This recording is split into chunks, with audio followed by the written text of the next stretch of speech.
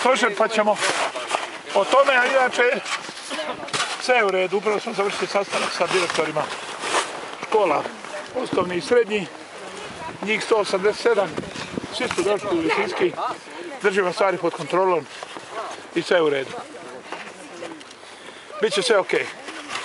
Na putu je još 4000 tona soli, jer do nedelje će biti još puno snijega. Pripremamo se kao da će ga pasti pola metra. Moramo sve napraviti. A onima koji bi htjeli da tako ne bude, ja mislim da je njih jako malo. Možda su ponekad malo glasniji, ali mi ćemo njima pokazati da savršenom organizacijom i voljom da riješimo problem razočaramo. Evo. O čemu ste razgovarali s ravnateljima škola? Pa zahvalili na onome što čine ovih svih dana, da su održali obrazovni proces u funkciji i da podijelili im brojeve telefona od stožera zimske službe i male komunalne zimske službe ukoliko ne mogu napraviti ono što je ostalo da napravimo zajedno. I mislim da je to ok. Koliko ste sad zadovoljni sa radom zimske službe od kad ste vi na čelu? Ja to puno glorificirao. Pa šta mislite vi kada je teška situacija, prvi čovjek mora preuzeti stvari u svoje ruke. To nije ništa novo. To možete šprnju raditi, to ga možete ismijavati, možete šta hoćete, ali ja znam što mi je činiti. I drugo da i to račistimo oko predizborne kampanje. Pa vi znate da je moja radna kampanja 3 godine, 11 mjeseci i 28 dana.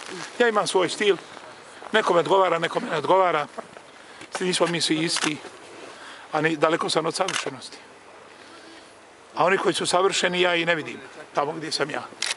Gospodin Ostojić je danas rekao upravo vezano za ovo da je ovo možda predizborna kampanja i skupljate jeftine bodove, da se on jednostavno ne voli naslikavati i da oni koji se naslikavaju to i rade. Kako to? Pa ne voli se niko naslikavati. Samo pitanje je li neko voli raditi ili ne voli raditi. Ja ne govorim o naslikavanju. Kaj je lopatanje, naslikavanje. Hoćete vi malo uzeti lopatu u ruke? Hvala ne. Ne, onda ništa, onda nemojte se naslikavati. Da. Dobro. Inače ne bi ja komentirao, ja želim puno uspjeha kolegi i Ferdeljiju i Ostojiću. Što više kandidata, pa ako su još iz iste stranke više kandidata, to je još bolje. Što ćete noćas raditi? Navodno očekuje se noć da će pasti novi 20 cm snijega. Što će se točno... Zašto ste tako indiskretni? Da ne smetam kameru, kolega. Ne, zašto ste tako indiskretni? Šta ću ja noćas raditi? Ne. Ne vi, nego zimska služba. Pa pitali ste me što ću ja raditi. Ne, sorry. Mislim, viknu na čelu zimske službe kao tako. A tako, onda budete precizni, ne? Spavat ću na jedno oko, ko zmija. I slušati ko će nazvati. Ako bude mleko, odnosno ležet ću na jedno oko. Dobro, a zimska služba, šta će se danas nešto će se raditi po gradu ili da li će možda ići tu ekipe? Radi svak svoj dio posla. Da?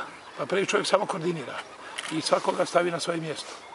Dobro, za tramvajski promet u gradu najveći je problem kad napada snijeg, jer ne mogu ga počistiti. I prekrije brijeg, da prekrije tragove. Da, dobro. Hoće li sutra javni gradski prijevoz ujutro funkcionirati? Što mislite, da li će možda građani sa Zetima? Sve će funkcionirati. Sve će funkcionirati, budite bez brige. Hvala. A nešto ćete čuti o kaosu večeras. Ostavimo nešto ekskluzive za stožer u 8:30. Čućete nešto o kaosu. Kažete, vi nas mučite. U 8:30, evo. Može. Preveće radite, ne možete. Hvala vam prvo, vam se zahvaljujem što ću teško ovo sad očistiti. Ajmo. Džada. Jeste vi čuli za riječ džada? Molim? Ne, džada je. Ja lopatan i ispred kuće i cug.